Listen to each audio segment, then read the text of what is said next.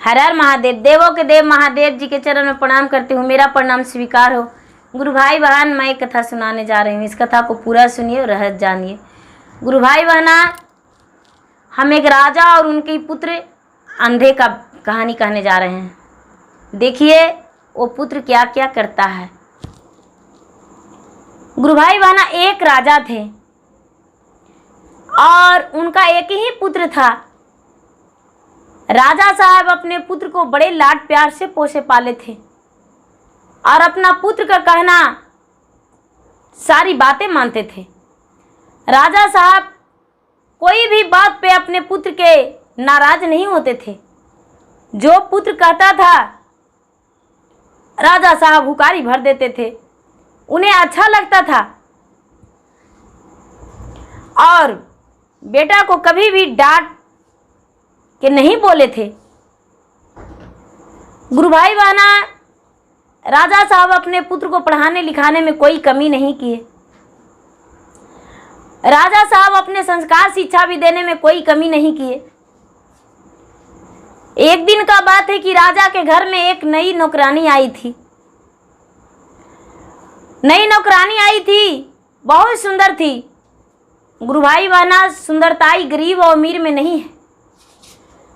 कोई गरीब घर के भी बेटी हो बहू, वो भी सुंदर रहती है और अमीर घर के भी। पिन्हावा ओढ़ावा में कमी हो सकता है, लेकिन भगवान रूप बनाने में कमी नहीं करते हैं। तो रूप गरीब का भी और अमीर का भी। तो जो नौकरानी थी उसका सुंदर अनमोल रूप था। बहुत सुंदर दिखती थी, उसका चांद जैसा चेहरा था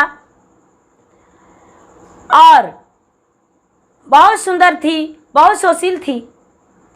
जो राजा को बेटे थे उनमें उन पे नजर गड़ा दिए और अपने पिता से बोले, पिताजी आपसे हम कुछ कहना चाहते हैं।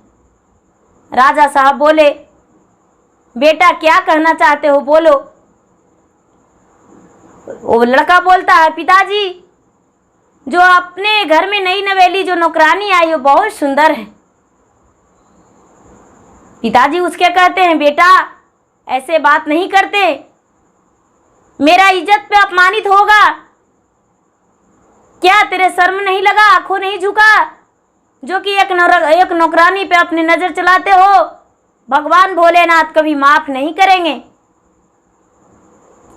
बेटा ने ये बात सुनकर बड़े गुस्से में तमतमा गया। अपने पिता से जवाब तो नहीं लगाया, उत्तर तो नहीं दिया। गुरु भाई बहना, वो घर से निकल गया। ना तो माता को बताया, नहीं पिता को बताया और घर को त्याग दिया। घर को त्याग कर चलने लगा कि ना हम घर में रहेंगे और नहीं हम किसी को देखेंगे। घर को त्याग कर चलते बीजूवन जंगल में पहुंच गया। जब जंगल में पहुंच गया तो वहां सुनसान एक जंगल था। तो जंगल में रहने लगा, फल फूल खाने लगा। लेकिन गुरु भाई बहना, जंगल में भी लकड़ी काटने वाले लकड़हारिन जाती थी। तो प्रतिदिन लकड़हारिन पर नजर पड़ता था और ये जो राजा का बेटा था वो जंगल में जाके भगवान का पुजारी बन गया, पूजा करने लगा। और हर एक प्रकार के लकड़हारिन जो जाती थी तो इसको नजर पड़ता था, तो इसको लगा कि हे भगवान, मेरे पिता ने मुझे बोले हैं कि किसी को नजर उठा के नहीं देखना चाहिए, तो मेरा बहुत बड़ा अपमान होगा। वो क्या किए कि 2 कांट तोड़े और काट तोड़कर और अपना आंखों में चुभा लिए। दोनों आंखों में चुभा लिए। जो आंख, इनका नेत्र खत्म हो गया। नेत्र खत्म हो गया, अब इनको दिखने नहीं लगा। गुरु भाई बहना अंधा बन के रहने लगे। भगवान को पूजा करते थे और भगवान की पूजा करके और भगवान को ध्यान लगाकर और पत्तियां और फल फूल किसी तरह से तोड़ के लाते थे और खा के रहते थे। किसी को देखते थे नहीं, सिर्फ भगवान को पुजारी बन के रह गए। पूजा करने लगे। पूजा करते करते करते करते वहां पे माता पार्वती और भोलेनाथ घूम रहे थे वन में। और वन में घूमते घूमते भोलेनाथ कहते हैं, देखिए पार्वती, जिंदगी क्या होती है। ये राजा का पुत्र था और देखिए इसका किस्मत में क्या लिखा था। राजमहल का भागीदारी ये नहीं था। किस तरह से इसे झिंझोर कर इसका समय ने ले आया है जंगल में। देखिए तो राजा के घर में जन्म लिया, लेकिन राजपुत्र बनने का हक नहीं जताया। ये जंगल में एक तपस्वी की तरह रह रहा है। माता पार्वती कहते हैं, महाराज ये तो अंधे है, इसका तो नेत्र नहीं है, ये नेत्रहीन है। भोलेनाथ कहते हैं, महाराज महारानी आप नहीं जानते हैं, पिता ने इसको बड़े लाड प्यार से बोलते थे, लेकिन एक दिन डांट दिए तो ये वन में आ गया है। अपना आंख में कांटे चुभा कर आंख को खत्म कर दिया है। भला इसका नेत्र कौन देगा? इसका तो कितना सुंदर सुंदर नेत्र था। ये अंधा बन के रहने आया है, थोड़ा कष्ट इसे झेले तो अच्छा लगेगा। माता पार्वती कहते हैं, महाराज लेकिन भक्त तो आपका है। भगवान भोलेनाथ कहते हैं, हे देवी, भक्त मेरा है तो इस पे हम शक्ति प्रदान कर देते हैं कि जो कि वन में भी इसका लोग लाइन लग जाएंगे। इसको इतना हम शक्ति दे देंगे कि जिसको जो कहेगा वही होगा। हमेशा इसको आशीर्वाद देते हैं। भगवान भोलेनाथ ने आशीर्वाद दे दिए उसको। लकड़हारा को कोई पता नहीं था, वो अंधा को कोई पता नहीं था। लकड़हारा उसमें जंगल में बहुत लकड़ियां काटने वाला था। गुरु भाई बहना, भगवान भोलेनाथ तो अंतर ध्यान हो गए। ये तो भक्ति में लीन था, पूजा करता था, भगवान को ध्यान लगाता था। एक दिन लकड़हारा वहां पर वो भक्त के पास आए जो अंधा था, और अंधे के पास आकर और बैठे और बैठ के मीठी मीठी बातें करने लगे और कहने लगे, मेरा किस्मत में क्या लिखा है। वो बेचारा लकड़हारा निसंतान थे। मेरा किस्मत में क्या लिखा है, मुझे एक तो संतान भी नहीं है। दिन भर लकड़ी काटते हैं, लकड़ी काट कर और ले जाते हैं, इसको बेचते हैं, बेच के 2 पैसे घर ले जाते हैं। उसके बाद भी मेरा पत्नी मुझे प्यार नहीं करती है, 4 बातें सुनाती है। मैं क्या करूं, किस जन्म का मुझे मिल रहा है। ये जो सूरदास हैं वो कहते हैं, अरे आप कौन बोल रहे हैं, आपका तो जीवन सुखी बीतेगा। आपका पत्नी जो है गर्भवती है, जुड़वा पुत्र जन्म लेगा। आप घर जाएं और भगवान का भक्ति करें, पूजा करें, आपका कोई दुख नहीं होगा, आपका कोई चूक नहीं है। आपने कभी भगवान को पूजा पाठ नहीं किए हैं, इसीलिए आपको कष्ट है। ये जो लकड़हारा है कहते हैं, अरे इसे कैसे पता कि मेरा पत्नी है गर्भवती, मुझे तो पता नहीं है। लकड़ी को छोड़कर लकड़हारे ने घर आए। लकड़हारे ने घर आए और घर आकर और कहते हैं अपना पत्नी से कि आज तूने सच बता दो, आखिर किस कारण तू इतना गुस्से में रहती हो मुझ पे, क्या बात है, तू कुछ बता दो, कोई खुशी है तुम्हारे पास जो छुपा के रखी हो। ये लकड़हारिन कहती है, हाँ महाराज, ये आपको कैसे पता कि मेरे पास खुशी है, वो छुपा के रखे हैं। मैं गर्भवती हूँ, मैं माँ बनने वाली हूँ, मुझे 1 माह बीत चुका है। अब ये जो लकड़हारा हैं वो पूरा गांव में शोर कर दिए कि भाई जंगल में एक तपस्वी है, अंधा है, वो जो बोलता है वो सच्चे हो जाता है। मुझे ऐसा बताया और वो सच बोला है। मुझे बोला है कि जुड़वा पुत्र होगा। जब मेरा पत्नी का 9वां महीना बीतेगा तो मेरा पत्नी का ओद्र से जुड़वा पुत्र पैदा लेगा। गुरु भाई बहना जो लकड़हारे को बात फैलाने से उनके पास लाइन लग गए। सब कोई वरदान मांगने जाते थे, आशीर्वाद मांगने जाते थे और सबको जो कहते थे उन्हें हो जाता था। किसी को बोलते थे कि आपका इतना दिन में मृत्यु हो जाएगा, किसी को बोलते थे कि आपका संतान नहीं होगा, किसी को बोलते थे संतान होगा।